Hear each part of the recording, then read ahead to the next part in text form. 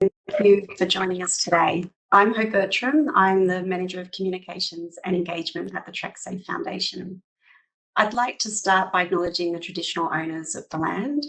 In Canberra, where TrackSAFE is based, we recognise the Ngunnawal people and their continuing culture and contribution to Canberra and the region. I would also like to pay respect to elders past and present. Sandra Wilson-Ryke, Health, Safety, Quality and Environment Director of Keolis down at Adelaide, will join us in just a little bit to discuss the importance of wellbeing in the workplace, along with TrackSAFE's resilience app RailRes, which is available to download.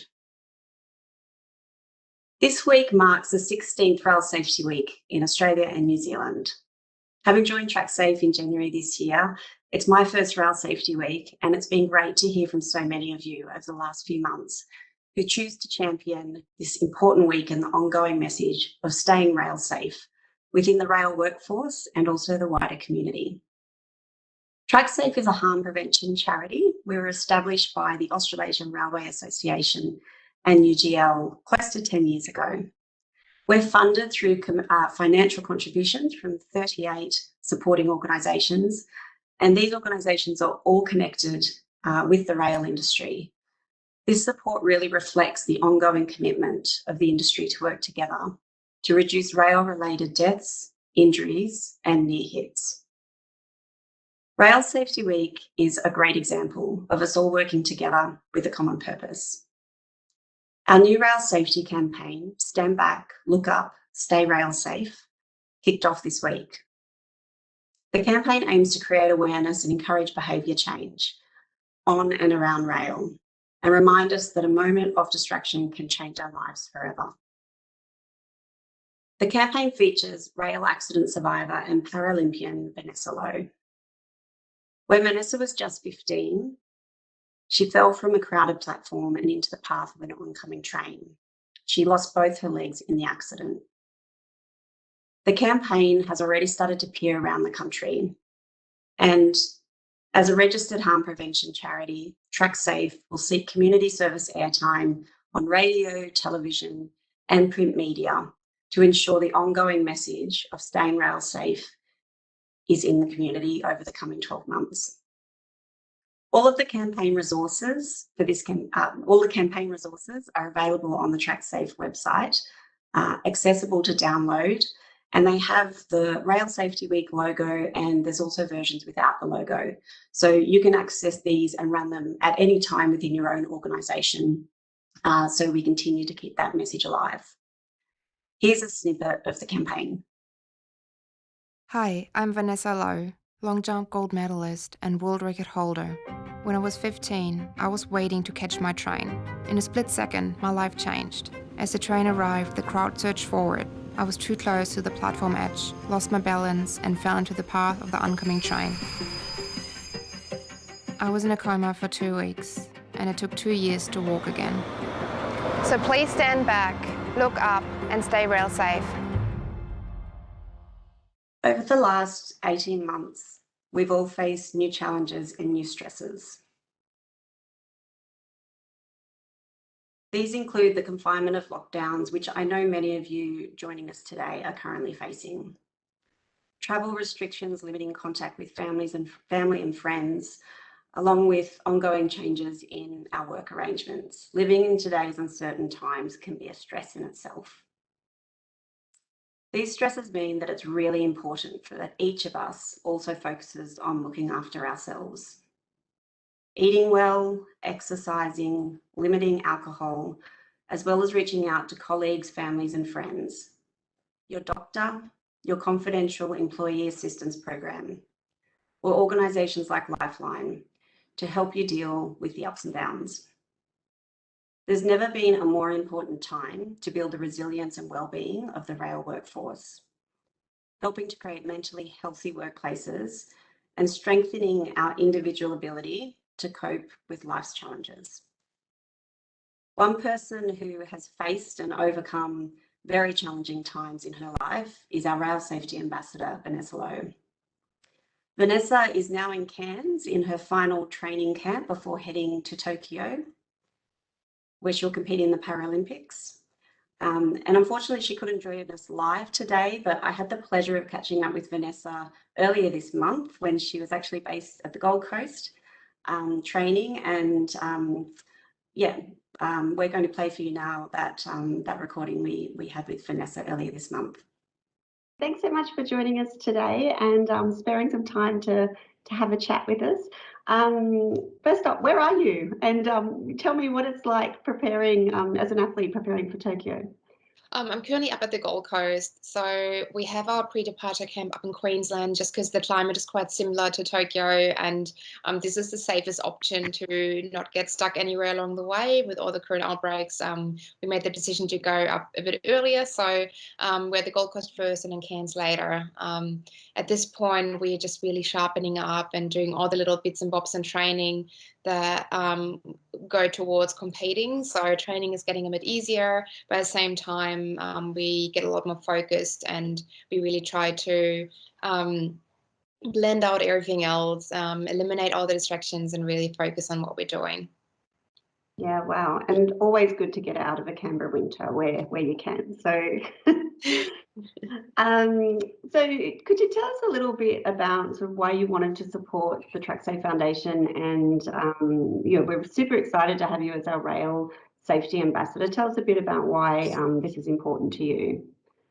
Well, I myself lost both of my legs when I was just 15 years old to a train accident. Back then, I don't think I was quite aware of the dangers that come with it. I was always used to the privilege of having train as a transportation to get me to friends and get me everywhere, but I was never really quite aware how important it is to act responsible around it. And by the time I realized, I was obviously too late, and I had to go through that big loss of not just my legs, but also my life turning upside down. And my family and friends had to go through that massive period of struggling, of trying to find a way for me to continue on doing life and finding back my way into my own 2 feet. So it was a very long process to kind of get back there and really live a quality life. So if I really wanted to be part of this project because I want to spare people from going through that. And even though I now live a very full life and I enjoy what I do and don't regret anything, but at the same time, I feel if we get the message to people that it does matter what we do. It does matter that we stay present in our day-to-day life, and the decisions that we make can have a huge impact, not just on ourselves, but also the people around us. So that's why I was so close to my heart to be part of this, and I was really excited to partner up with TrackSAFE. Thanks, Vanessa. Well, we're delighted to have you as part of this new campaign, and we're launching our new campaign materials this week that will be out and about in the public, and an ongoing message of stand back, look up, stay rail safe. And as you mentioned, yeah, we sort of probably all become a little bit complacent with how we behave around rail, and it's really important that during Rail Safe we have that Rail Safety Week, that we have that constant reminder of making people aware of their surroundings. So again, thank you so much for supporting Rail Safety Week and TrackSAFE.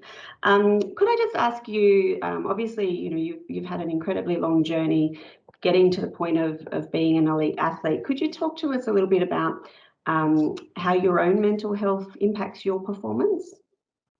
I do feel, especially going into a major competition, that the emotional part plays an important role. If I'm not ready to deal with the difficult situations, I'm not ready to compete well.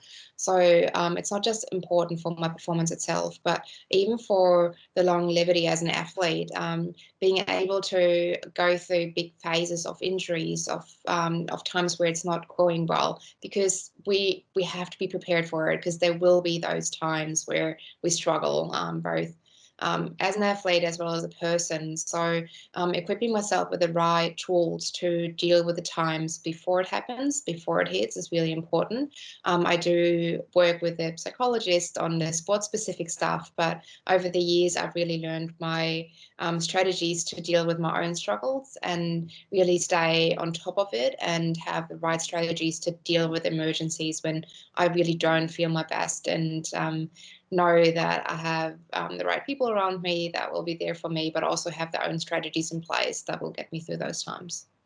Yeah, and I think to your point that we all do have those struggles. Do you have just a couple of techniques that or strategies of how you manage that stress that you could talk to, and maybe do you see that there's any sort of link that these sort of techniques might be also useful for people who work in the rail industry?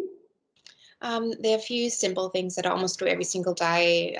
One is meditation, and I think it's like a very loose term because some people call meditation, some just sit down and take a couple conscious breaths and really trying to find stillness, because we can't think clearly if we have a cluttered mind. So to set myself up to a good day and a good positive day, I really just try to clear everything that has happened and really start fresh. And so meditation is an amazing tool for that. But probably the second highest priority is getting some fresh air every single day. So first thing in the morning, I usually go outside, take a couple of deep breaths outside, and really just soak in with that sunshine, or if it's just like that fresh air of the crisp, cold Canberra winter days, it really gives you like an instant refresh.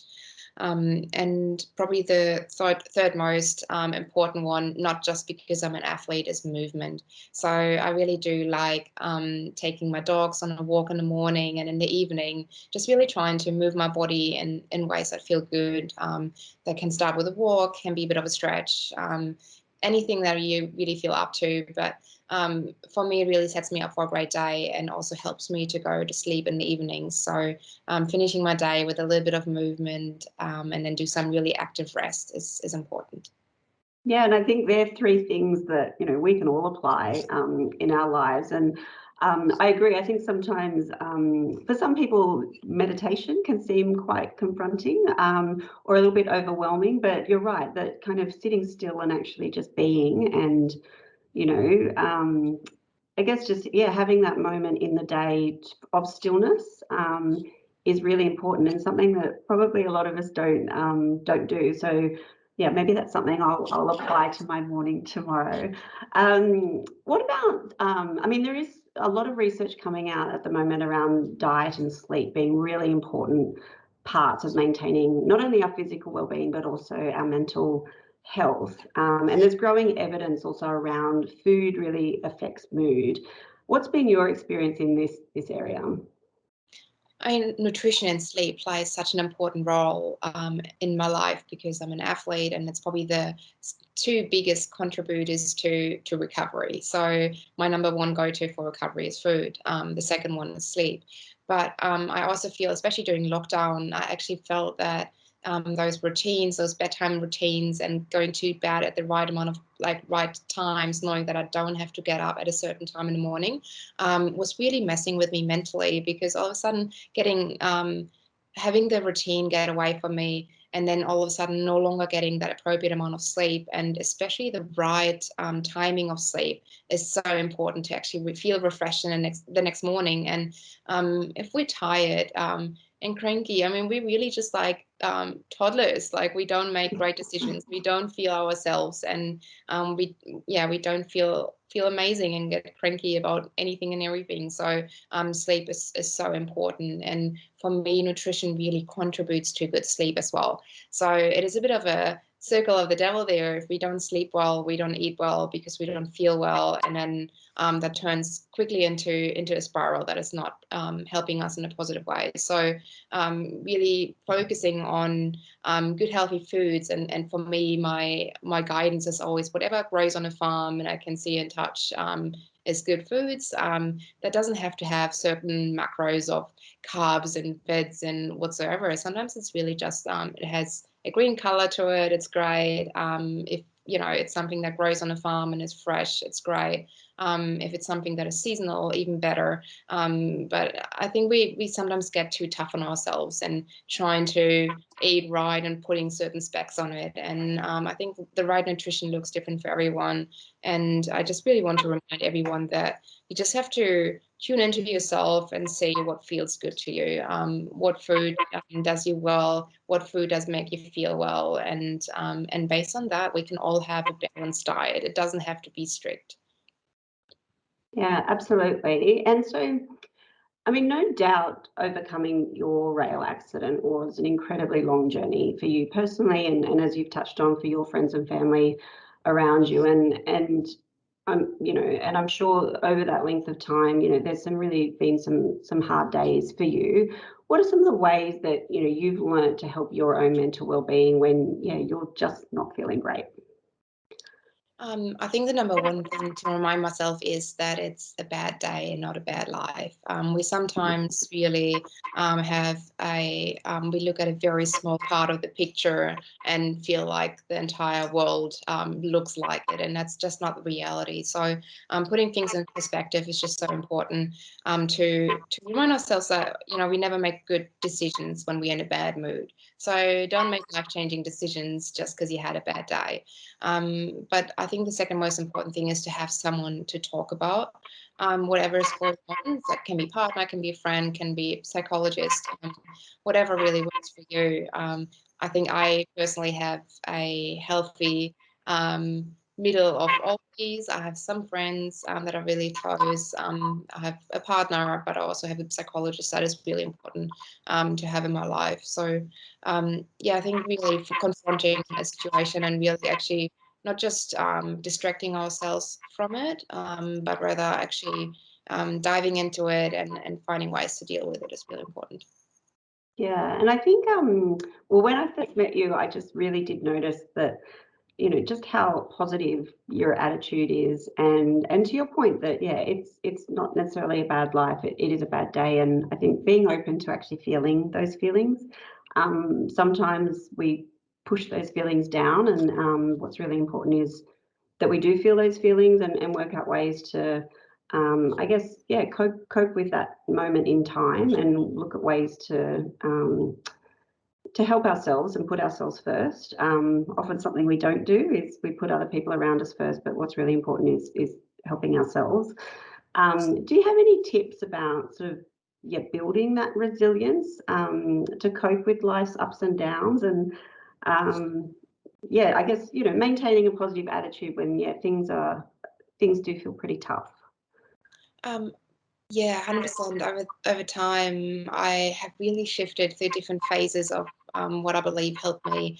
But I really arrived at a point where I have four-step process. So the first thing is to keep an open mind. I think sometimes we get so caught up in how we want our life to look like and chasing to do everything within our power to get there that we forget sometimes the beauty is waiting where, you know, life takes us away from what we have planned, but really being open to whatever life throws at us and diving right into it.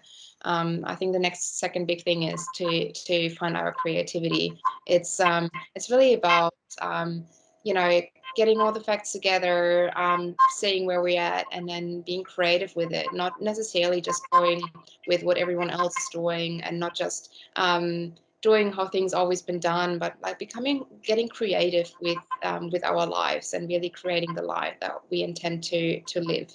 And then I think the third important aspect that I like to invite is being adaptable. So really not just chasing to return back to normal when we face adversity, but really embracing life as it is and embracing everything that can be.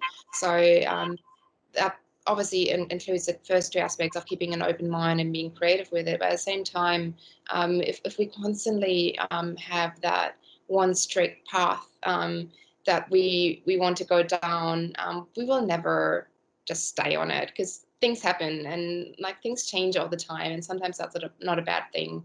And then the fourth most important one probably is taking action. If we want something to change, then change it. We just have to make that conscious decision sometimes to be positive. If we want to live a more positive life, we have to choose that mood at times. And sometimes we have to choose to surround ourselves with people that bring those feelings into our lives, and make the decision to let go of other people that don't, and really choose things and jobs and people serve us rather than bringing us down. So actually making a conscious decision to modify our behaviors to get the outcome that we want. Yeah, and are there are there people, sort of friends or family or people in your life, either now or over the years, that have done or said things to you that have really helped, that have stayed with you? I think probably one of the most important people in my athletics career was the coach that I had in the US. That was the first person that wholeheartedly believed in myself and taught me to believe in myself as well. So that, I think, was a huge contributor to be where I am today. But then also having my now husband, that inspires me to be a better person every single day, and has really told me that it's not just about what you do on the track, but also the person behind, and how you treat people, how you treat yourself. That is really important, and the day-to-day decisions that you make have such a huge impact on your overall well-being, but also the person that you become. So I think those are probably the most contributing people in my life. And it's great that Scott's also preparing for Tokyo and is training with you. So we're wishing you both all the very best. Just lastly, I just wanted to touch on animals. So, animals in our lives are really, there is evidence that they have such positive impact to our mental well-being. Tell us about animals in your life and the role your dogs play with both you and Scott. It's funny that you say that, because I considered naming him my dog among those people. Realized that he's obviously not a person, but to me he really is. So we have two dogs. My first dog I got when I first moved to America, and he was a huge support through that whole process. And obviously we can't talk to each other, but we don't really need to. He has been a big comfort and support, but also emotional support through basically half my life. So he plays still a very important role on a day-to-day basis. And I was actually quite lucky to work on an initiative, Support Dog Squad, that a team in the US did, where they supported all those athletes that have been training separated from their friends and family, trying to prepare for the games through this very funny circumstance that we're currently in, and helping them do that with the help of some support dogs. Yeah, it has been really special to have my little dog Milo by my side. It's actually quite heartbreaking that he can't be here on training camp, and obviously can't go to Tokyo with me, but I know he's back home waiting when I get back. And I know so many people listening today who've joined our webinar, pets are an incredibly important part of their life, and particularly people who have been in lockdown, who are still in lockdown, having animals around them is a really important part of their own mental well-being. So yeah, I can completely understand how much you must be missing them, but I'm sure they are having a nice little bit of respite themselves. So Vanessa, look, on behalf of TrackSAFE and the Australian rail industry, we really want to thank you for sharing what is a really personal experience for you and your story, and wanting to continue to support our rail safety message. And we're wishing you all the very best for Tokyo, for a safe and enjoyable trip, and we look forward to seeing you when you're back. Thank you so much, Hope, and thanks for letting me be part of this, because I know it's so important for so many people and does make a difference in a lot of people's lives. So thank you so much for all that you do, and having me here today. Thanks, Vanessa. I'm sure you'll agree that Vanessa is an amazing person and a really powerful advocate for our rail safety message, and just a really inspiring example of human resilience. If you'd like to pass on your well wishes to Vanessa, as I said, she's currently in Cairns and getting ready to travel to Tokyo for the Paralympics later this month. And yeah, if you'd like to wish her well and thank her for supporting TrackSafe and rail safety, feel free to get in touch with her via her social media channels. She's on Facebook, Instagram, and also LinkedIn, where you'll be able to send her a message. So TrackSafe aims to promote good mental health in the workplace and activities to empower employees to talk about mental health and seek help if it's needed. One of TrackSafe's best known initiatives is Rail Are You OK Day, which received phenomenal support this year in its 7th year. And over the years, the event has really helped tens of thousands of people build their knowledge to be able to spot the signs when someone might be struggling, to ask a colleague if they're okay, but also to know what to do if the answer is no.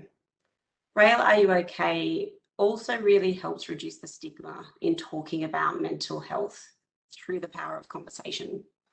This might be with a colleague, it might be with friends or family, and it can be a conversation at any point in the year. The National Are You OK Day is coming up in September. Another TrackSAFE resource to help with mental health and wellbeing is our RailRes app, and it's a free self-help mobile app designed to help manage stress. The app is interactive and easy to use and has tools and tips such as learning to control your breathing and relaxing your muscles to slow down and stop any negative thoughts. And it's just another tool to, I guess, have with us that might help us from day to day. I encourage you to download it, give it a try. Here's a really quick overview of how RailRes works. RailRes is a self-help app supporting you to manage stress and build resilience. Resilience is our ability to recover from difficult events and life's challenges. RailRes measures your reactions to stress and helps you adapt or respond to situations in real time. Learn how to improve your well-being through techniques like controlled breathing and muscle relaxation, allowing you to manage stress, build resilience, and stay healthy. It also allows you to set goals and keep track of your progress. Download the free RailRes app from Google Play or the App Store today. I'd like to now welcome Sandra Wilson-Ryke. Sandra is the Health, Safety, Quality and Environment Director from Keolis down at Adelaide. Sandra, thanks so much for joining us today. We know poor mental health can be a real risk factor for workplace injury. Could you tell us a little bit about yourself and your role at KD Adelaide and what you believe health and wellbeing, what role you believe health and wellbeing has in the workplace? Yeah, thank you so much, Hope, and thank you for the opportunity to speak to everybody today. Hard act to follow, I must say, with Vanessa there.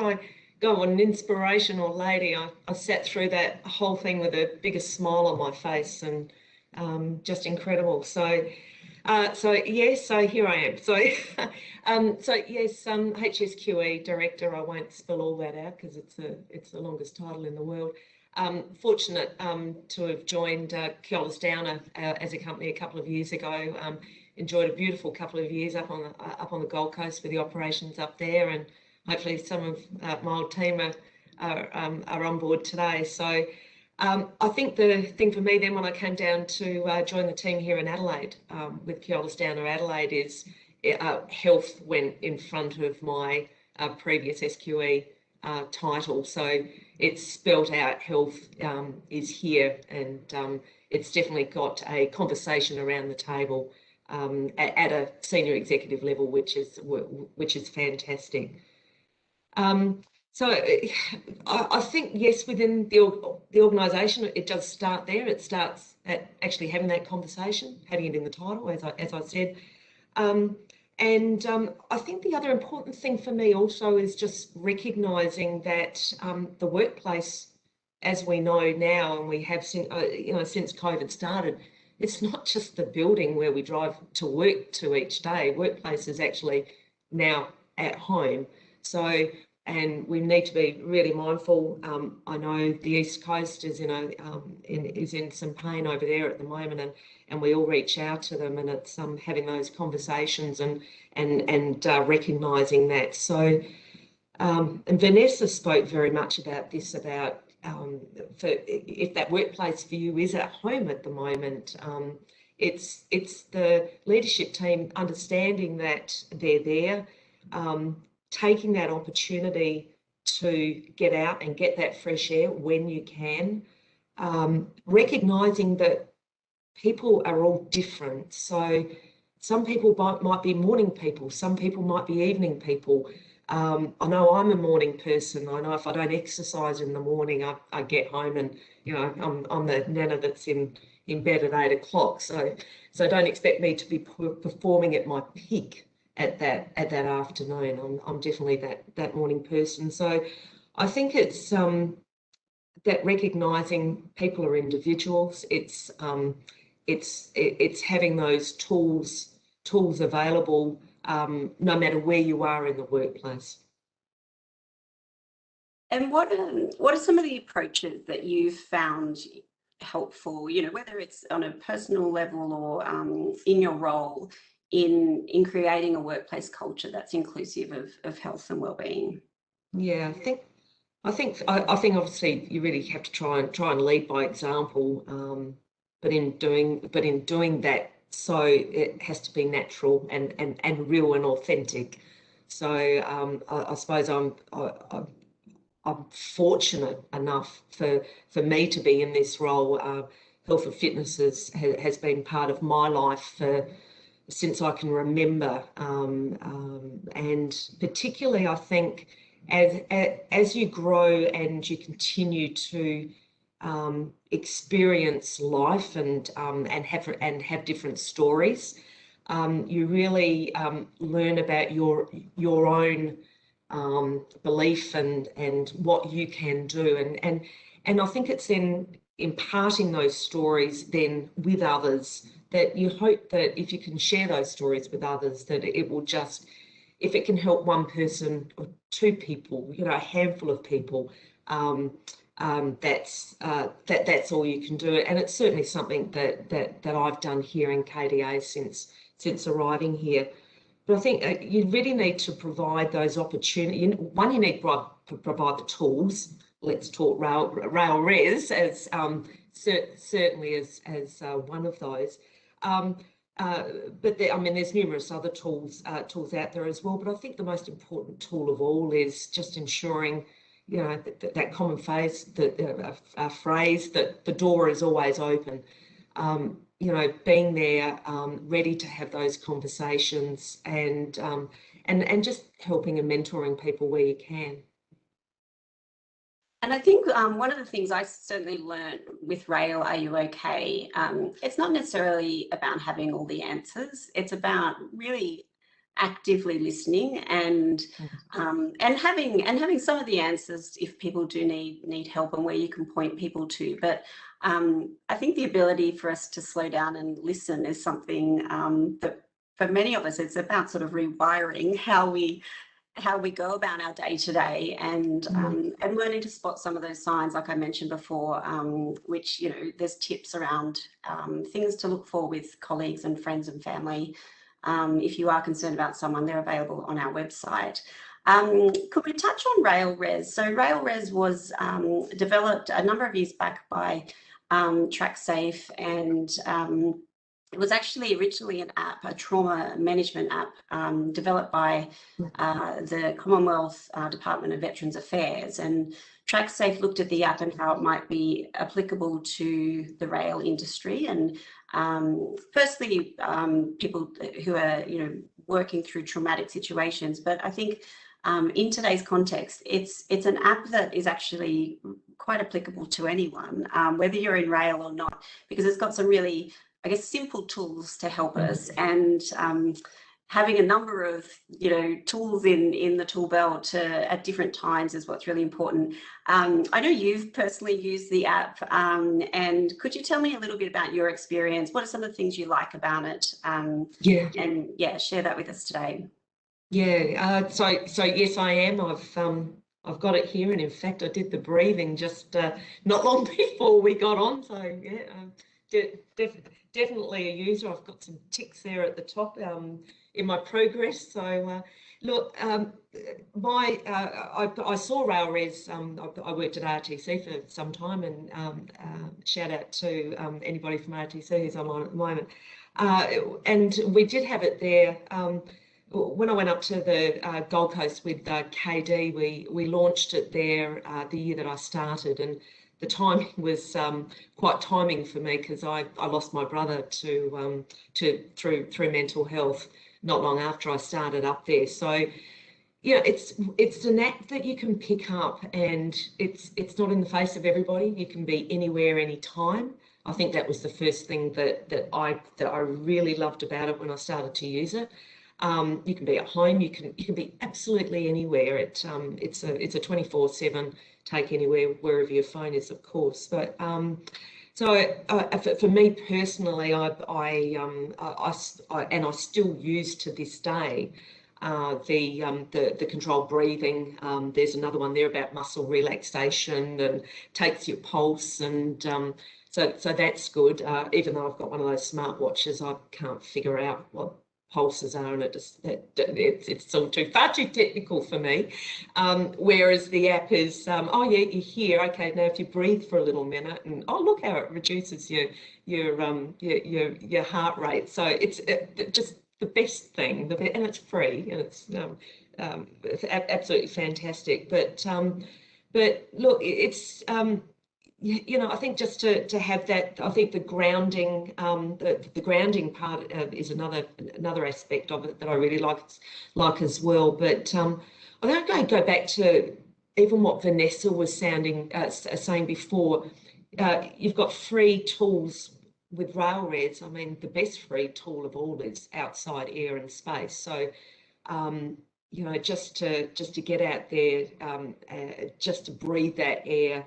Try and get out, get out of the house, get out of the office, wherever you are, because just having that stillness, take the earphones out, just listen to the birds. There's nothing better. And I think she said it all in one thing. I had to write it down. It's a bad day. It's not a bad life. I wish I told my brother that. Yeah, I think we often forget about the very simple things, especially whether people are going into the office or working from home.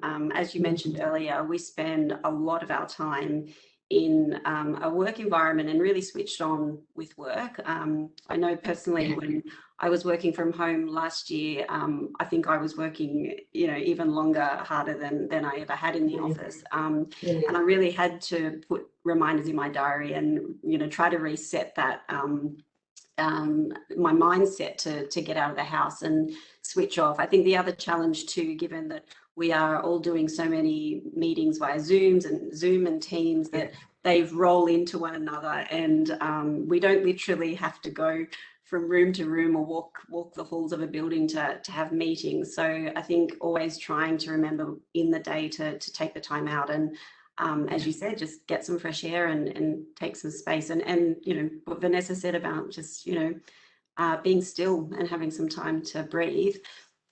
Sandra, can I ask you, you've been involved in Rail Are You OK Day.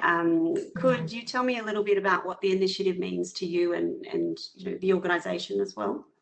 Yeah, it's I've been involved in a few now, and each year they just get better and better.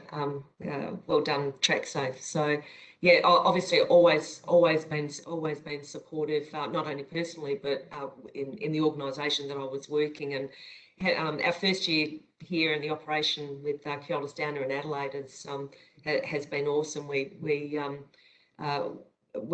had a lot of morning teas. We told a lot of stories, and it was, in fact, this year I told my story, which it just felt the right time. So I think it is, and the feedback, I must say, that I got not only internally but from external people as well has been absolutely fabulous. So I think I did hit that handful of people, which is great.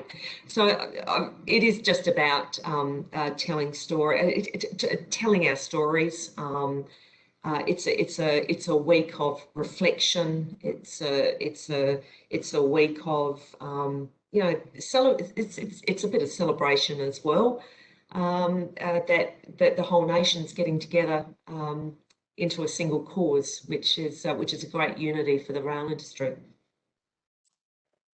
Thank you, Sandra. Yeah, I think next year we expect Rail Are You OK Day to be even bigger. And as I said, Are You OK Day nationally is coming up in September, 9th of September, I believe.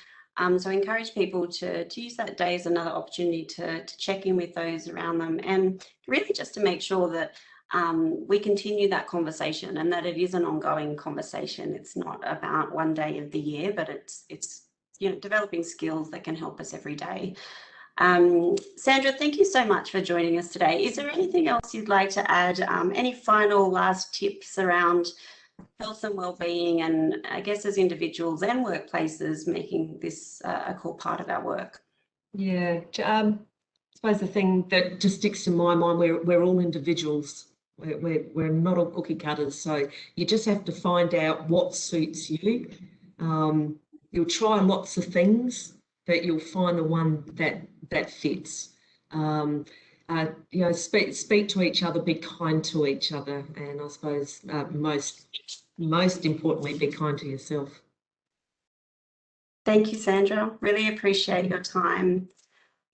So this Rail Safety Week, let's try and take some time and give attention to our own mental health. It'd be great if we, everyone on the call today could make a commitment to try to do this every day. And hopefully there's been a few insights and thoughts from Sandra and Vanessa that you can take away from today and apply to your own life. In addition to RailRes, TrackSafe's new website will launch at the end of August, and this will include an information hub that will have resources and content on health and wellbeing. So be sure to jump online at the end of this month. If you or someone you know needs support with mental health and wellbeing, we encourage you to contact a support service. You can contact Lifeline on 13 11 14. Beyond Blue is available on 1300 22 46 36. If you've sent through any questions today, we'll come back to you directly and answer those. Please get in touch with us at TrackSafe if you want to learn more about what we do, how you can get involved and support the TrackSafe Foundation. Please feel to reach out to me and we can set up a time for a conversation. And a very big thank you to tech guru Cindy Russell at the ARA for making today run so smoothly with all of our additional videos. So thank you again for joining us, and stay rail safe.